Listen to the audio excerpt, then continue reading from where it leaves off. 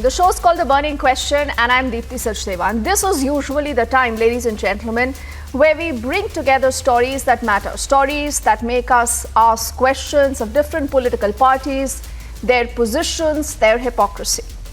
Muslims as a vote bank. This is something, remember, that again is a given in this country for a long time right now. And when you talk of the Congress, it isn't a surprise that Congress, for the longest time, remember, has treated the minorities as a quote-unquote vote bank. But the question we ask is for how long? And does the Congress party believe that Muslims as a vote bank is a vote bank that can be manipulated? Can it be tutored? Can it be forced? Can it be forced to respond to the whims and fancies of the Congress party? And the story has a direct connection, ladies and gentlemen, to the state of Karnataka that is poll-bound, where the Congress is making a big promise for the minorities. That's going to be the big face-off in just a moment, but first up the headlines on top of it. The government announces formation of a fake news unit to tackle misinformation against the government. The opposition and the lobby question the government on the anti-fake news mechanism. They allege this is an attack on their free speech. After the Congress, the JDS seems to be spooked by the Kicha Sudeep entry. They've written to the Election Commission because they want a ban on his advertisements and his films. The Karnataka Chief Minister calls out this hypocrisy. He reminds the Congress and the JDS of the times when they also used stars for campaigns and there were no calls to ban any of them.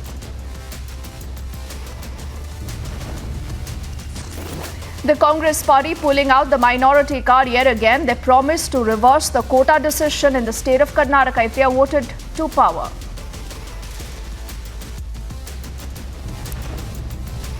After two high-profile inductions in the BJP from the Congress, it's the Congress leaders who are issuing a quote-unquote introspection warning to their very own party.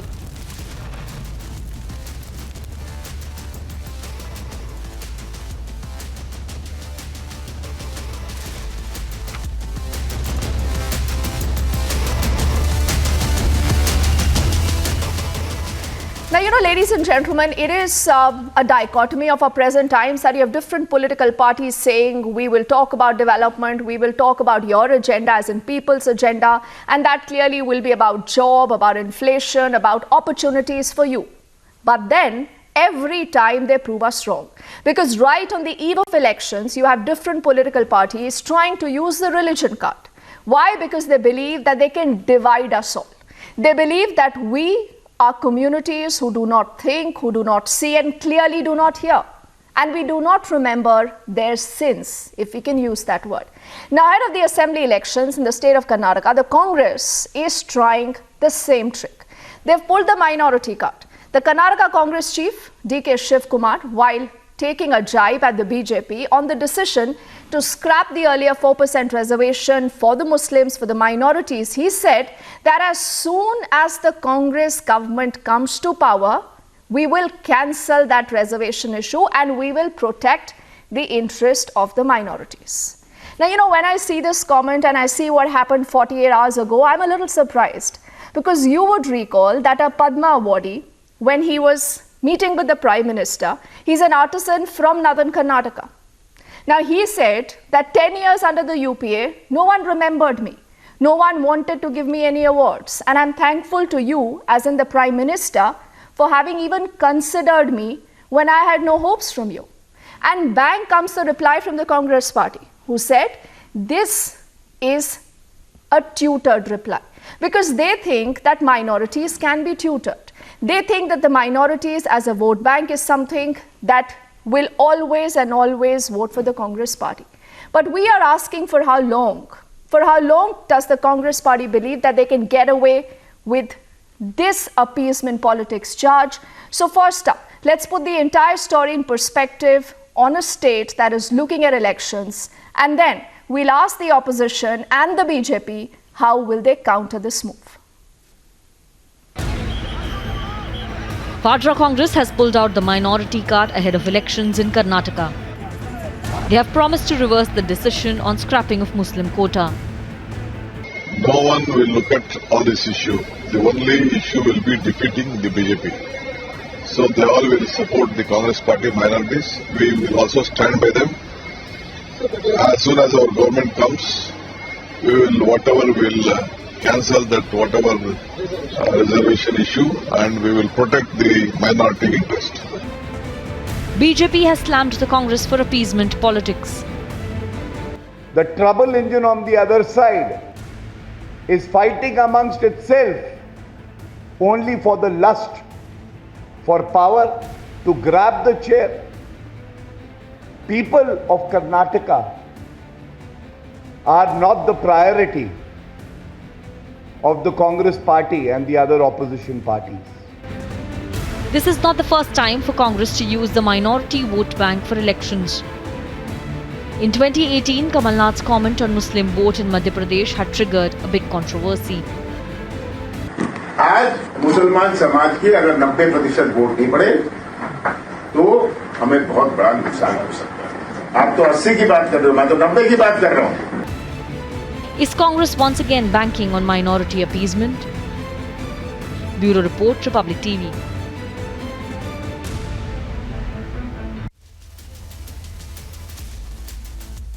So how is it that the Congress party can get away with this appeasement politics that they indulge in almost every time? Does the BJP have some bit of logic when they say that religion-based quota and reservations is not allowed? Who really will the people be listening to? And why does Mr. Mecca of the Congress believe that Muslims as a vote bank is something that they can take for granted? And we'll also see the positions adopted by the JDS and the AIMIM this election season in the poll-bound state of Karnataka. I say good evening to T. Sankirta, who's the BJP spokesperson on the broadcast. I do see Shyam Prasad Mecca, also of the Congress. Syed Shafiullah Sahib is Senior Vice President and spokesperson of the JDS with us. And Advocate Adil Hassan is the spokesperson for the AIMIM. आप सबका स्वागत है. Mr. Mecca, let's begin with you. See, I don't know whether you remember what happened just about 48 hours ago, but I remember speaking to you just about last evening, you know, when you had that comment coming in from Pramod Tiwari after the Padma Awards were given, and the Congress party picked up one particular instance where you had a Padma awardee who actually reached out to the Prime Minister. He said, thank you for considering me an equal citizen of the country. He said the UPA never gave me any honors, they never thought about me. Does this mean, Mr. Mecca, that for the longest time, you will speak about the minorities on the eve of every election, but you give them nothing? You only treat them like a vote bank. For how long, Mr. Mecca? See, Deepthi, you have the advantage of being a long intro and setting the narrative. Tell me, on what should I speak? Should I speak about the Padma Awardee, or should I speak about the quota issue in Karnataka? Have the patience to listen to me on both. On the Padma Award issue, we are happy for Mr. Rashid for getting the award.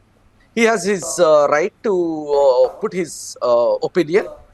There's nothing, there's nothing in politics. But the symbolic move of giving an award to some community is, if that is going to be projected as somebody's show of Sabka Saath, Sabke Vikas, then that's not going to cut the ice. So let's leave that. Now coming to the issue of 4% reservation issue in Karnataka. First of all, it is not the Muslim quota. It is the 4% of OBCs who incidentally belongs to Islam religion. They have a quota which was dropped and being projected as if it is a religion-based reservation. That is the issue. And the Congress party clearly said the OBCs who belong to Islam as a religion should be taken care of as the OBCs who belong to other religions as well. That's the issue here. You know, Mr. Mecca, clearly we do not have too much of time for niceties, and I have to burst your bubble. Why do you call yourself a secular party at all? Stop calling yourself a secular party, sir. Stop doing that. No, why? Why? Don't say Why you're not? secular. Why not? Who is better secular than Congress? Because you've only been speaking for the last many minutes about the minority community. And why do you believe that you have some kind of an ownership over that vote bank? What about the others? You have Why that do you in forget your everyone mind. else? I'm not saying it. What Really? I'm saying is we are trying to implement the constitution of this country. That's all I'm saying. Why do you think That is why the then Prime Minister, Dr. Manmohan Singh, has said the minorities have the first right on our resources, Mr. Mecca. No, so how is that related to what we are talking Do you remember today? that comment? Yeah, of course, I'm ready to Everything is related in politics. Netas are very careful with what they say. But what we'll do, Mr. Mecca, is because you say you are not guilty. You're not guilty. You think about all communities. Relax. Why are you getting agitated, Mr. Mecca? Relax. The elections are still about 34 days away. Let me see what is the response, sir, of the JDS and the AIMIM before I get in the BJP. Mr. Mecca, I asked you a simple question. Why do you call yourself a secular party if you cannot speak for the well-being of everyone? And why do you believe that Muslims as a vote bank can be tutored, can be manipulated, and you have some kind of an ownership over that vote bank? You clearly haven't answered both of those questions, but I do see, Adil wants to come in. Adil wants to come in. Let's listen into him. Now, Adil, you represent the AIMIM. Owaisi साहब for the longest time has said कि कांग्रेस मुसलमानों के हित में कुछ नहीं करती है. Why do you think, Adil ji, you have the Congress today wanting to use the quota card? Why are they doing this? Ma'am, Congress is expert in doing drama. In 2012, before assembly election, they told that they will give in Uttar Pradesh, and nothing groundwork done. It is in the constitutional that you have to form a committee. OBC commission is there. You have to put the data before the commission. Then only you can give the deprived community. But there was nothing like that. They done this before 2012 election. In Uttar Pradesh, they done the drama. You know about very well. The same Congress party, when there was in Why do they do this drama? Adil, why do they do this drama? I'm telling. In Maharashtra, don't hold yourself back today. Let's expose political parties and their hypocrisy. Let me speak. In Maharashtra, there was in High Court, Honorable High Court, Bombay High Court told the government of Maharashtra to give 5% quota to Muslim minority in educational. But Congress was in government. Mr. Uddhav Thackeray was Chief Minister. Congress was sharing malai, but Congress did not give. Again, when the quota was scrapped from the BJP, Malika Arjun Kharge won from the Gulbarga 9 times. And it is a minority-dominant area. The same Rahul Gandhi represented when he earlier when he was showing Janayodhari, but he lost in Janayodhari area. But the same Wayanad helped him in winning the Lok Sabha. In Maharashtra, they did not give the reservation. Now the election is Malika Arjun Kharge, the Honorable President of the Congress, not even uttered a single word when the quota was scrapped. But election came. Congress started this drama because Congress is expert in. Congress is the Congress hypocrisy. BJP, we know that. Okay, the AIMIM says, Mr. Mecca, ये सब drama है, लोगों को बेवकूफ मत बनाइए. I know the BJP wants to come in, but Mr. Sankirta, before I come to you, Syed Shafiullah साहब, ठीक है. Adil, आती हूँ आपके पास. Syed Shafiullah साहब has been wanting to come in. He represents the JDS. Syed साहब, मुझे ये बताइए कि ये क्या चल रहा है?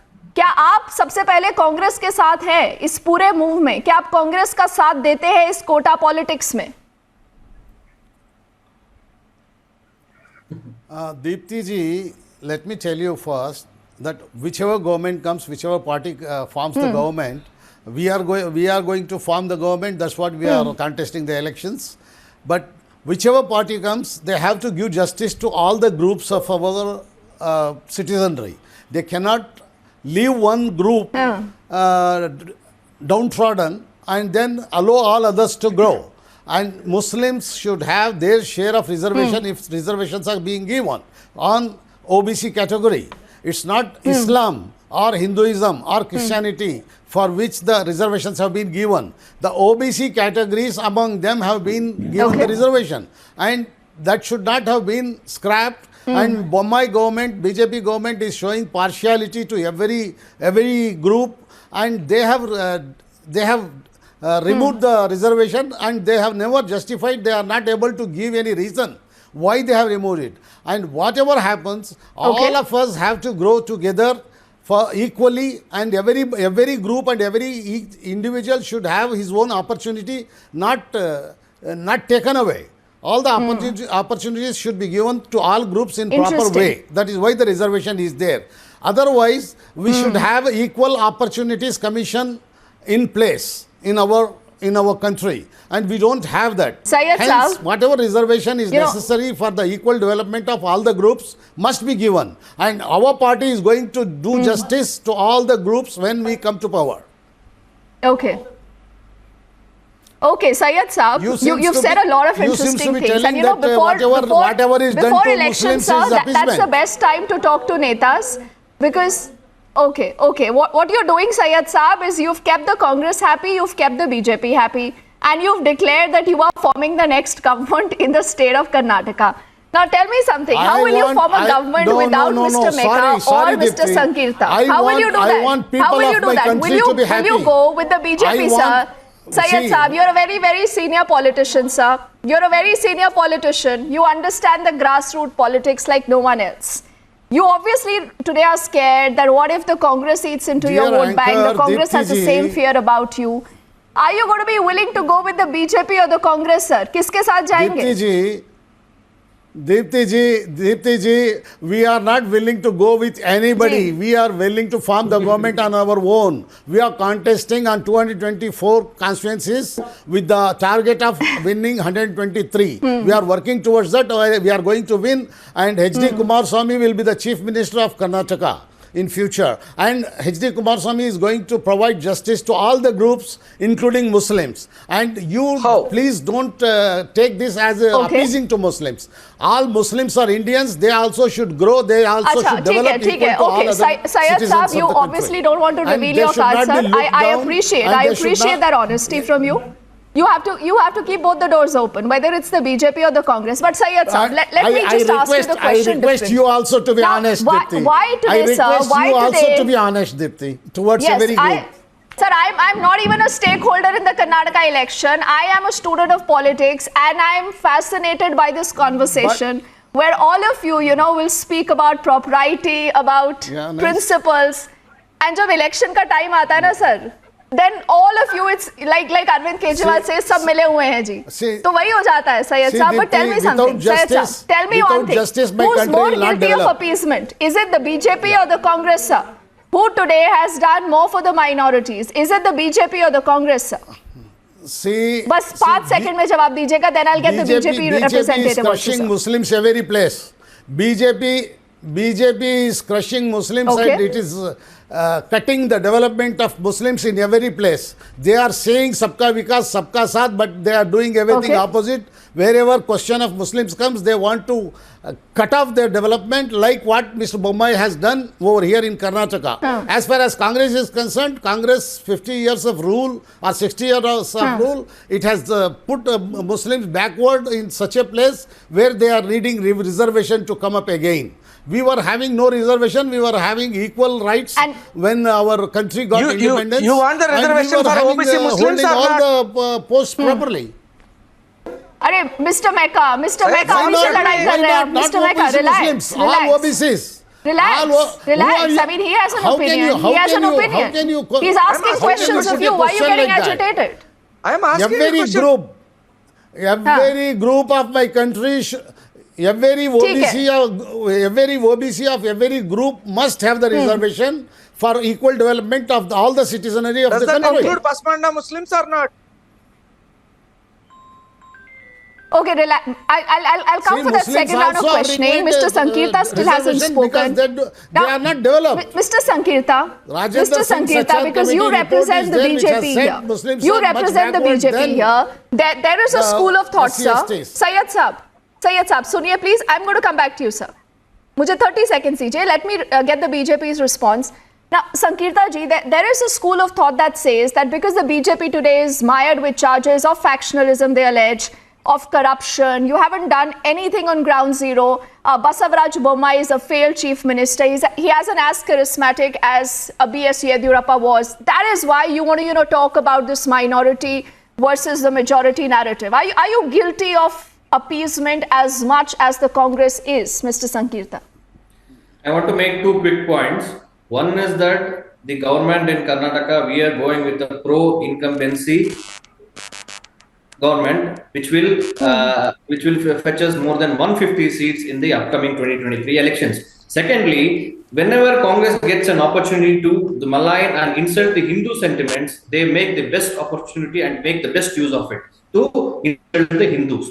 I would like to ask them, this kind of a OBC reservation, when Baba Sahib Ambedkar told that religious minorities cannot have a reservation in the backward zone, it is unconstitutional, how can they claim it? We were insisting the Congress to make a stand of things, because Congress does not have a proper stand in these kind of situations. Take it hijab, take it halal, all the debates, they were empty. They were empty. They did not have a proper stand. Atiu, Syed Saab, let him complete his points. I'll come to you. And they always don't have a proper stand regarding all these issues. So Mr. D.K. Shivkumar has cleared it out that we are against the major popularity Hindus and the OBCs. See, we have not done any injustice to the Muslim community. We have taken out the 4% unconstitutional reservation. But are you also guilty, Mr. Sankirta? I have to ask you that follow-up question. Are you also guilty of polarizing? You raised the issues of Tipu Sultan, about Veer Savarkar, about the hijab issue in coastal Karnataka, a lot of other areas. I mean, the debate is very vast, and that is why I said, is the Congress and the BJP both guilty of appeasement at their own levels? Appeasement and polarization is up to Congress. We don't go fight elections on those issues. We fight elections on pro-incumbency. We fight elections on development. We fight elections on a national perspective and a state perspective. We treat it in such a way. We have not scrapped the Muslim reservation. We have brought them in a bigger bracket. We have given the Muslims into the 10% economically weaker section segment, so that they will be benefited even in then Mr. Sankirta, there is one question. There is one question that the BJP hasn't answered. I know Syed Saab and Mr. Mecca also want to come in. Adil, I'm coming to you also. But Sankirta ji, tell me something. Was there some study done that actually told you that all these Muslims will go to the EWS community only? I mean, was there any study done on the basis of which you have made this entire decision, and that too just days before the model code of conduct sets in? The other question that can be asked of you, आपने इतने time से क्यों नहीं किया? A detailed cabinet study. Why at the fag end of your government? Let me come in. A detailed cabinet committee study has been done regarding the quota shifting from the OBC to the EWS. See, in EWS, the Muslims, religious Muslims, were given only a 4% bracket, in which we have distributed it to the major Lingayat and the Vokalega community, 2% to the Lingayat, 4% to 6%, and to the Vokalegas from 5% to 7%. So this kind of a shift we have given accommodated to the Lingayat and Vokalegas, who are Hindu OBCs in certain things, and the Muslim segment, who are in more of number, have been shifted to the EWS, where then they will get a more opportunity. They had to fight between only these 4%. No, but why did you wait? Why did you wait for the elections? The elections to be just around the corner to do this. Isn't that a valid question, Syed Saab? Syed Saab, is there politics? Is there politics in this big quota move by the BJP? How do you see this? Or you see this as genuine effort to rejig and to ensure that there is no quota based on the religious lines? No. Right now, at present, this quota is not based on the religion. This quota is based on economically weaker section. I mean, OBC. OBCs among Muslims only used to get the 4% quota. Now, BJP has removed it and removed it completely only to see that Muslims won't develop equally to others, and that is the BJP's agenda. It's not appeasement. It is a kind of hatred towards Muslim community, what BJP has shown. And what we tell the BJP is, this is not right. Our country will not develop, our Nadu, The Karnataka will not develop. This is not the way they should treat the Muslims or any other community that way, because everybody is a taxpayer here. Every citizen is a taxpayer. The government is run by the taxes of all the people. Okay. And just because they got elected, they should not think that the government belong to only BJP and RSS. The government belong to all 600. No, but you know, Syed Saab, time is limited. Time is limited. And before I go to Adil for his second comment, Syed Saab, one genuine question, and you know, there is a reason why that you have Syed Saab speaking and you have both the Congress and the BJP listening, because they also in their hearts know that without the JDS, you cannot have a government perhaps in the state of Karnataka. Now, Syed Saab, speaking from a position of power that you are in today, you know, that you possibly could be the kingmaker, can you tell me that you will not have any alliance with the BJP then? Are you ruling out an alliance with the BJP? Who is a bigger enemy, sir? Who is a bigger enemy? Bada dushman kaun hai? Is it the BJP or the Congress? Right. It's not question of enemy and friend. It is question of forming the government. We are going to form the government in Karnataka. We are targeting 123 to win, and Mr. H.D. Kumaraswamy is going to provide the excellent government and excellent development to all the communities, all the groups, without any hatred between Hindus, Muslims or any other community. And the BJP has developed and spread a lot of hatred among this is interesting, Syed Saab. I'm so tempted to ask you one little question, but I only have 5 seconds for you. If the JDS is in the government, will you have a Muslim chief minister? Because this is a comment that I've heard from the JDS being spoken again and again. Will we have a Muslim chief minister of the state of Karnataka? Right now, this time, Mr. H.D. Kumaraswamy will be our chief minister, and we will also see that everybody gets an opportunity later on. Definitely, we are not against any community, any religion, anybody. Syed Saab, time is limited. Adil hasn't spoken. Adil ke paas chalte hain. Let's go to Adil.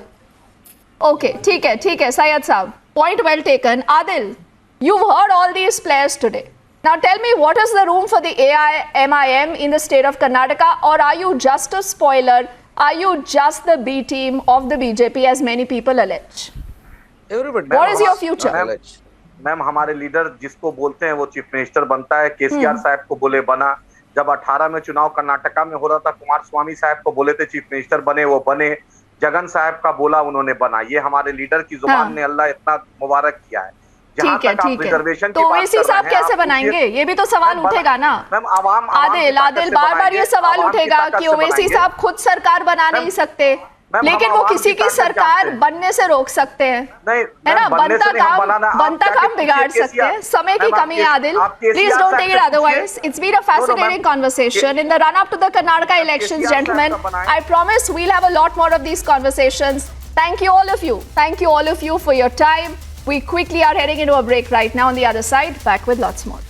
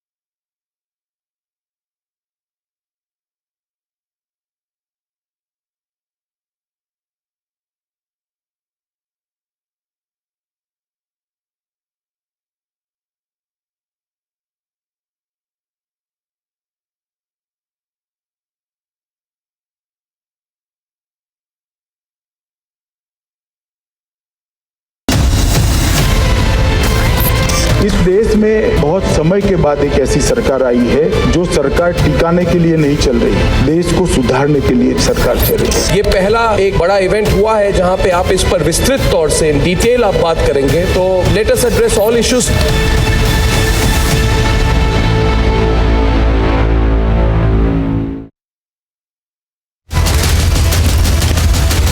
Trending burning question, powered by General Air Conditioners.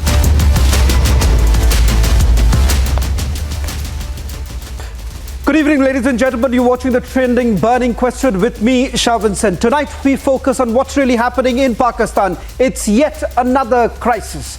Economic and political fallout. The country now faces a judicial crisis. While Shehbaz Sharif is all set to defy the court order and stares at army for help, the bigger question is that whether at all Pakistan will be able to come out of the kind of instability that they are facing at. We are looking at a year when they are facing polarization, they are facing back-breaking inflation and a host of other issues. Take a look at this report and then we begin the trending burning question. For the first time in history of Pakistan Prime Minister Shehbaz Sharif is set to defy the court. He is finding ways to delay the polls in Punjab. He also convened a meeting of the National Security Committee, where he sought support of the military leadership to postpone the elections due to security concerns. This comes within days after three-member bench of the country's apex court fixed 14th May as the new date for elections to the Punjab Assembly. The decision of Shehbaz could land him into deep waters, as he could be ousted if he doesn't implement court orders. Will Shehbaz also face the same fate as Imran? Bureau Report, Republic TV.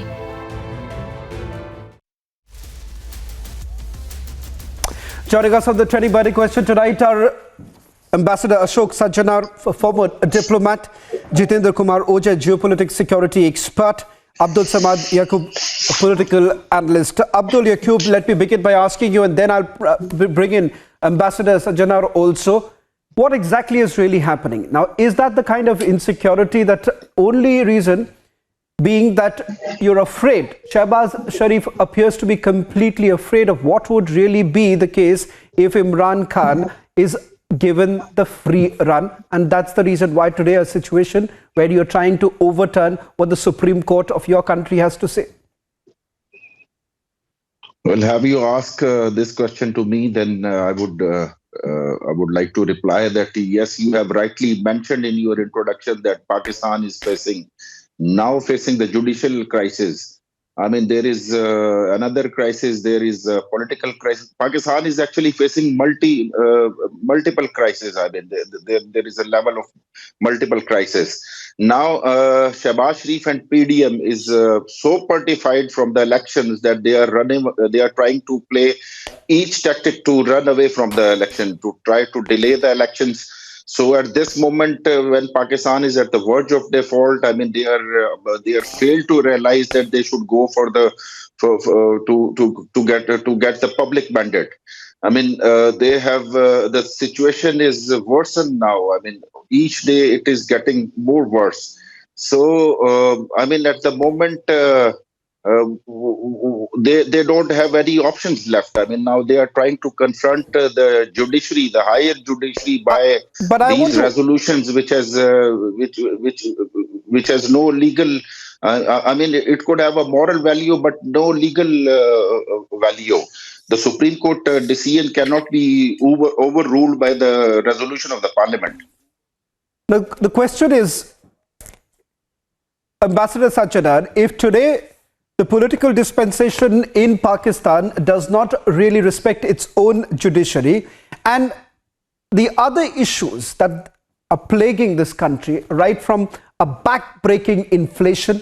If you take a look at the foreign reserves, as of today, I'm given to understand it's at about $4.3 billion.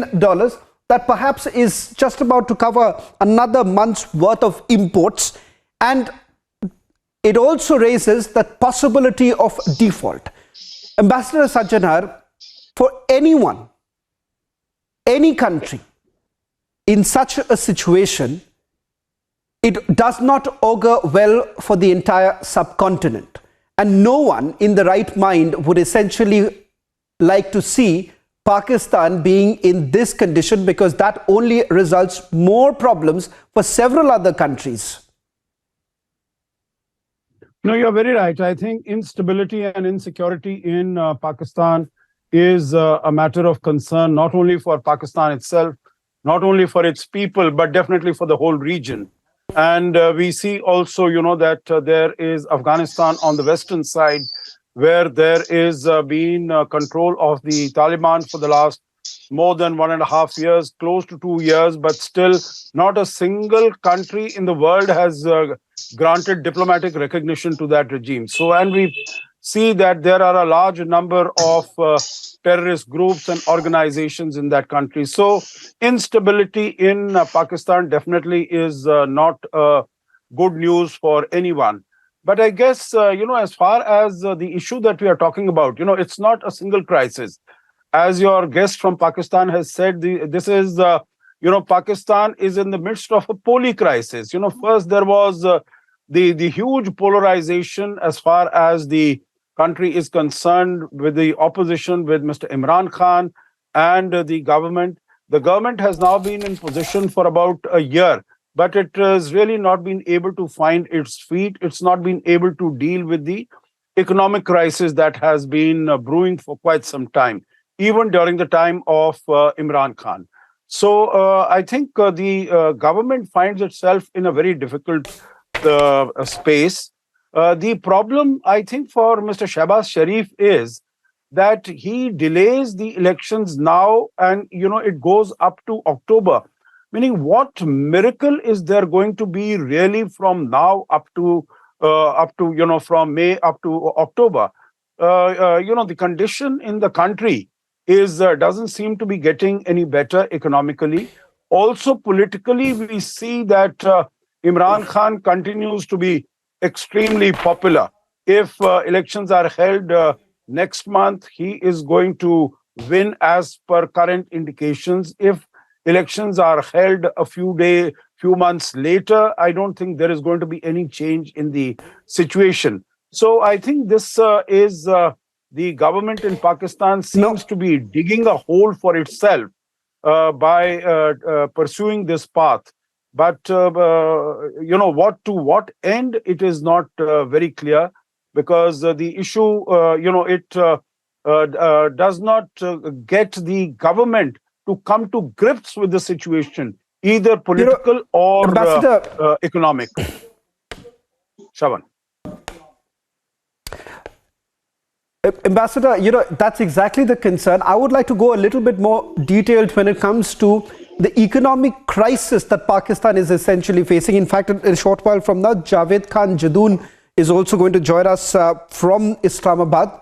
If he is already there, I would like to take a question with him. If not, then perhaps Jitendra Kumar Ojha also can come in. Mr. Ojha, I'll come to you, but I'm told that Javed Khan Jadoon is already joining us on this broadcast. Javed Khan, let me take this question to you. I'm not sure whether you've heard what my earlier panelist had to indicate. Both sides, India as well as Pakistan, a guest that we've had, they both agree that you're really staring at a dire situation. And I would like to focus right now on the economic crisis that you're facing. Now, as far as your debt restructuring is concerned, I'm given to understand that by 2025, you ought to pay about $75 billion. Which essentially means that you are not in any position. The loan that you've basically got from Saudi Arabia as well as the Gulf nations, in all likelihood, you are going to default. In a situation like that, the current government is essentially looking at how exactly do we rehabilitate Nawaz Sharif? How exactly are we going to ensure that this entire popular uprising for Imran Khan is quashed in some way or the other? By doing that, you're only setting a wrong example. And how long will you continue? I'll come to the other aspect of something that you've never dealt with, that is dealing with the terror camps, but I'll come to that a little later. But the economic crisis that you're facing. Yes, I think indeed we have got three-pronged problems: economic, political instability, and of course now we have constitutional issues as well. There's a government which is basically standing up to the Supreme Court of Pakistan and the parliament, which is consisting of the National Assembly and the upper house, which is called the Senate of Pakistan, on one side and the top court on the other. But I think the problems are definitely very serious, very grave. You talked about economy. We are trying to deal with it. We are trying to approach the United Saudi Arabia, and we are trying to approach United Arab Emirates. And of course, China is also helping us out. Now, this new crisis, which is the constitutional crisis, has really aggravated the situation for Pakistan. And 220 million people are looking towards the political leadership for its earliest resolution, because political instability does not go well with any country, with any society. Having said that, I think we have got a very resilient society. We've got a very resilient civil society, the legal fraternity, and of course, our top courts are very independent. And as far as instability is concerned, we can try and overcome it. But I think the question is, every country in different phases has gone through such periods of political instability, economic instability. But in my personal opinion, it shouldn't be a cause of concern for the regional countries, because we are able to deal with it. And inshallah, we will deal with it ultimately at the end of the day. No, I don't, it's good to be really optimistic about it. But Javed, when you have to pay $75 billion by 2025, and the fact of the matter is that you perhaps have only reserves for about just a month so that your imports can continue, and you're just hoping that some sort of a tranche comes in from the IMF, which again, it doesn't look like it's going to happen. But it's good to be optimistic. You are saying that you have a resilient civil society. That resilient civil society will also start rebelling if they don't get food on their table. And that's exactly what we saw. Food riots actually taking place in your country. But it seems that the focus is never the same. And this is exactly why I want to bring in Jitendra Kumar Ojha. Jitendra Kumar Ojha, last year, 150 attacks have taken place in Pakistan. Most of them carried out by the TTP. And let's not forget who exactly is harboring TTP and what's the current situation. We all know about it. But if you really look at the focus area of this particular government, it seems to be completely misplaced. And that's exactly why we are staring at this kind of a situation. In fact, they are still bothered about carrying on infiltration across the line of control. Look, whatever we are witnessing in Pakistan is an outcome of certain strategic faults in the very foundation of state of Pakistan. We feel very sad that the whole of South Asia is doing extremely bad in most STI parameters. And Pakistan in 1950s, they had the most fertile land, most favorable land-man ratio. But unfortunately, the political dispensation, whosoever you can say, they came to Pakistan. They invested their entire energy in geopolitical games, initially on behalf of the Western powers and now on behalf of Chinese powers. They recreated their own ancestry from Arab world and Turkic world, etc., etc.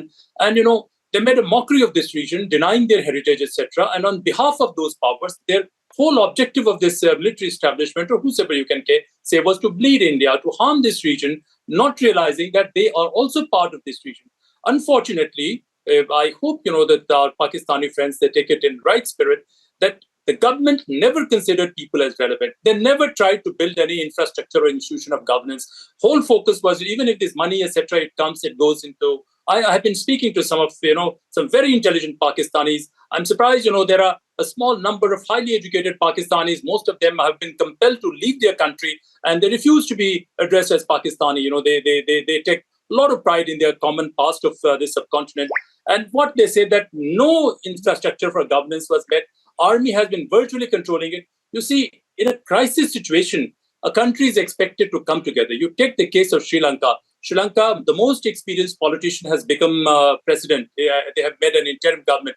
A politician with exceptional integrity, he has become prime minister. And they are trying to tide over this crisis, and they are debt-free now. They have come to a great extent. But what is the situation in Pakistan? In a situation of crisis, you expect them to come together, address this thing. But very sad and unfortunate part is that, governance or people have never been on priority. They may try to manufacture an Arab and Turkic ancestry for themselves, but as Indians, we feel very sad and disheartened that we still consider them as our own people.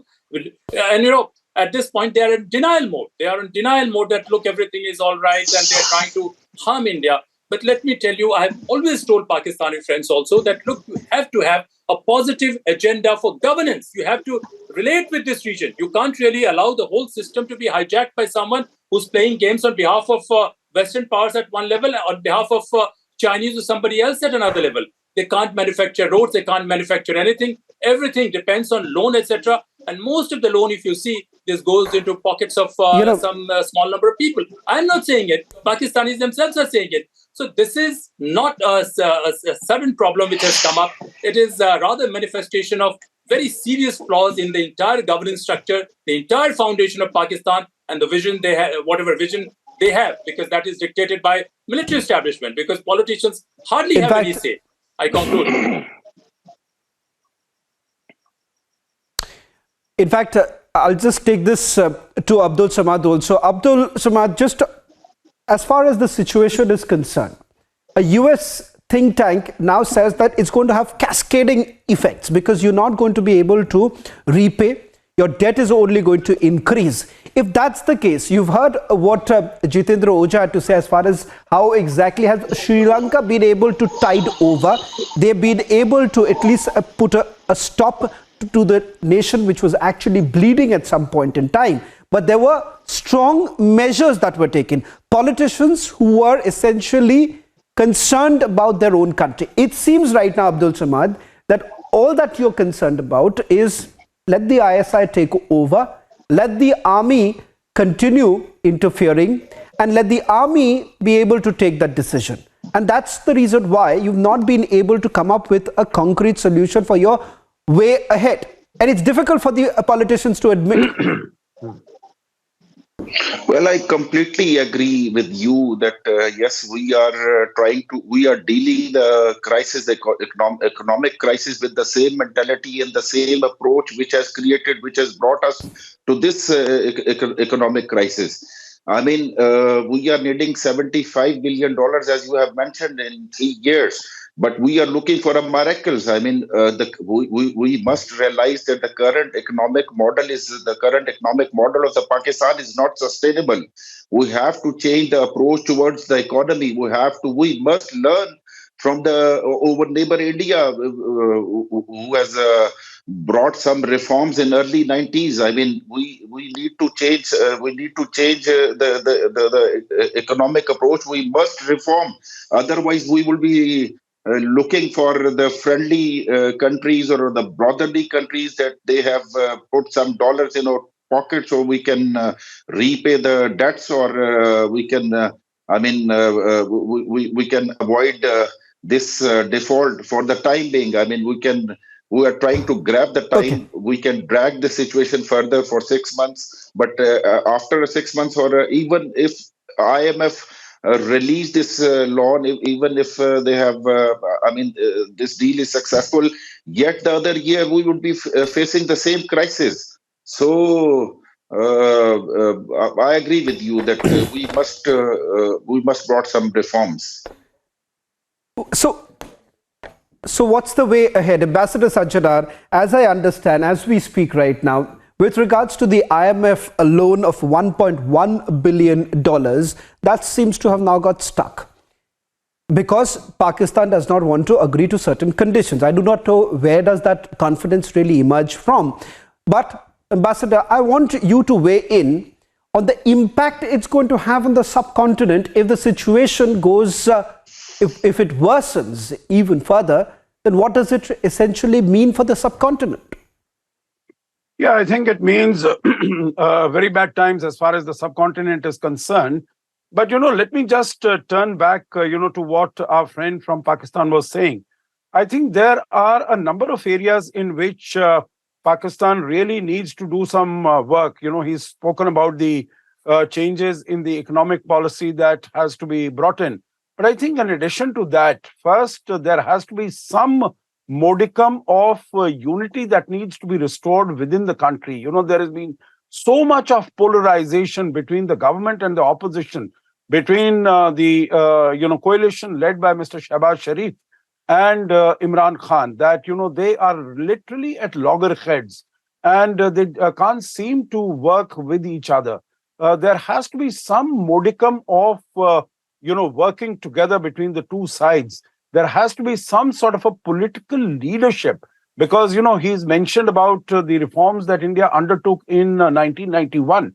I think for the reforms to take root, to be implemented, you have to have the political leadership all through, whether it was Mr. Narasimha Rao, at that time Dr. Manmohan Singh as the finance minister, or Mr. Vajpayee, or Manmohan Singh, or now for the last 9 years, we've had Prime Minister Modi in position of power. There has been that leadership which has enjoyed the trust, the confidence, and the credibility of the country. So I think that is very important. Secondly, in terms of the policies that have followed, I'm sure they understand very well in terms of the economic policies, because it is basically people do not count for anything in Pakistan. People don't mean anything. It is basically the bureaucracy, it is the army, it is the ISI, it is the big business tycoons for whom policies are formulated. The last point, Shravan, that I would like to make is, I think they also really need to look at whom they are cultivating as their friends. As far as Sri Lanka is concerned, reference to which was made, India came up with $4.2 billion without asking for, any payback from them. Pakistan, whenever it has taken money, it has always had to sort of, give shared part of its sovereignty. So I think there are many areas in which Pakistan needs to work. The final point is it needs to very carefully recalibrate and revise its policy with respect to its relations with India. If it is able to do that, not allow the army to manage its relations with India, I think it has and have the question here with India, it has some hope for future. Shravan. Well, gentlemen, I'm really running short of time, so I'll just give the last word to Javed Khan and Jitendra Ojha. Quick word, Javed Khan, 30 seconds, and then 30 seconds to Jitendra Ojha. We've all spoken about what's the roadmap. One thing stands out in common. A resolute leadership is what Pakistan needs, which I don't see in the foreseeable situation, in a foreseeable coming few months. But having said that, what is it, Javed Khan, do you think that had Pakistan basically acted on certain conditions that the IMF had put, perhaps the situation would have been a little different? Why is it so very difficult to realize the fact that you can't harbor terrorists and then expect the IMF to still give you the loan? Let me first say that I really can't agree more of what my Indian friend earlier stated. His analysis about Pakistan was right, bang on target. I think it is the ruling elite which has betrayed the people of Pakistan. But let there be no mistake that people are not disillusioned yet. There's a very vibrant society in Pakistan. It's a young country with more than 65% population. It's a young population. Our intellectuals, our civil society, our media, definitely they understand what the country is going through. But as far as the ruling elite is concerned, I think definitely no two opinions. There's successive governments and successive leadership. Let me just really betrayed the people of Pakistan. But let me answer. You said the path forward. Right. I think Javed Khan, sorry, I'm cutting you short. Yes. Javed Khan, I'm sorry, I'm cutting you short because I'm really running short of time, and I just want to give one quick word to. Yeah, go ahead. Quickly make a point, because I just want to give a quick word also to Jitendra Ojha. Just 5 seconds. I think we will be able to conclude a deal, the staff level agreement with the IMF in the coming weeks, most probably in a couple of weeks' time, because we have already got the guarantees from Saudi Arabia. And if United Arab Emirates goes ahead, which I believe that it is going to go ahead as far as the guarantees are Jitendra concerned, Ojha. and Pakistan will be able to conclude. I think, IMF issue is only a temporary breather. Jitendra Ojha, I just want a closing comment. In a nutshell, Jitendra Ojha, what are the bullet points that you would say that perhaps Pakistan really needs to implement? It's only for their good, not just for the subcontinent's good, but it is for their good too. Hence, I just want, in a nutshell, what is it that Pakistan urgently needs to do? Pakistan needs to strategically reform all its institutions, including politics. It has an oversized military, which itself is feeding on people of Pakistan. It has to reduce its military to the size of just 10 to 15%, and then build strong rule of law, this culture of entitlement, whether in their bureaucracy or in their politicians. They have to, if civil society is really resilient, they have to stand up. And I would say that as a country, whatever, even if they are our neighbor, they have to have a strong vision. And wherever you live, you can't be creating some kind of toxicity and poison everywhere else, because you have to live in collaboration or in friendship with your neighbors. So they have to change this psyche, and this psyche is not likely to change as long as they don't cut their army to the size of just 10%, because they just don't need such a big army. I conclude. Well, gentlemen, thank you very much for joining us on the Trending Burning Question. Well, that's a focus that we're going to have over the next few days, as the situation is only worsening with every passing day. Think tanks from the United States of America has also now warned that there are dire consequences ahead for Pakistan in the days to come. Thank you very much for watching the Trending Burning Question.